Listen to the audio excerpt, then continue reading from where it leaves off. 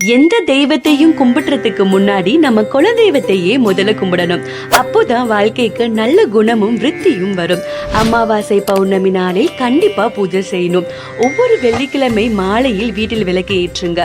ஞாயிற்றுக்கிழமை நாட்களில் படையல் போட்டு வீட்டிலேயே வழிபட்டா ரொம்ப நல்லது. உங்க குல தெய்வம் மதுரை வீரனா இருந்தா நீங்க தெரிஞ்சுக்க வேண்டிய விஷயங்கள். மதுரை வீரன் கோவில் ஒரு சக்தி வாய்ந்த இடம். மனசார வேண்டினா நீங்க நினைச்ச காரியம் நிச்சயம் நிறைவேறும். ஆனா மற்றவர்களை பழிவாங்கும் எண்ணமோ கெடுதலும் நினைக்கவே கூடாது. நியாயமான காரணம் இருந்தா சீக்கிரமா நிச்சயமா நிறைவேறும். இங்க சிவப்பு பூ, வெள்ளை பூன்னு பூ வைத்து வாக்கு கேட்கப்படும். அது இங்க உள்ள ஒரு சிறப்பு அம்சம். வேண்டுதல் நிறைவேறிய பிறகு மதுரை வீரனுக்கு பிடிச்ச படையிலான மாமிசம், குவாட்டர், சுரட்டு பறிச்சா அவரு திருப்தி அடைவார். அதிகபட்ச 2 மண்டலத்துக்குள்ளேயே உங்க வேண்டுதல் நிச்சயம் நிறைவேறும். அமாவாசைக்கு உச்சகால பூஜையும் பௌர்ணமிக்கு மாலை நேர பூஜையும் சிறந்தது. நம்ம காவல் தெய்வம் நம்மை காப்பாற்றி துஷ்ட சக்திகளை விரட்டி நமக்கு கெடுதல் நினைப்பவர்களுக்கு தக்க சன்மானம் கொடுக்கும். அதனால குலதெய்வத்தை கும்பிடுறது ரொம்ப முக்கியம்.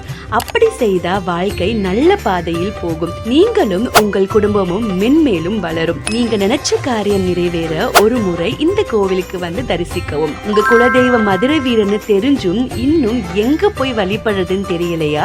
மற்றும் சிறப்பு பூஜைகளுக்கான விவரங்களுக்கு சேலம் மாவட்டம் சங்ககிரி கே சதீஷ் பாபுவை அணுகவும். உடனே கீழே தெரிய நம்பருக்கு கால் ஆர் வாட்ஸ்அப் பண்ணுங்க. 9362107202.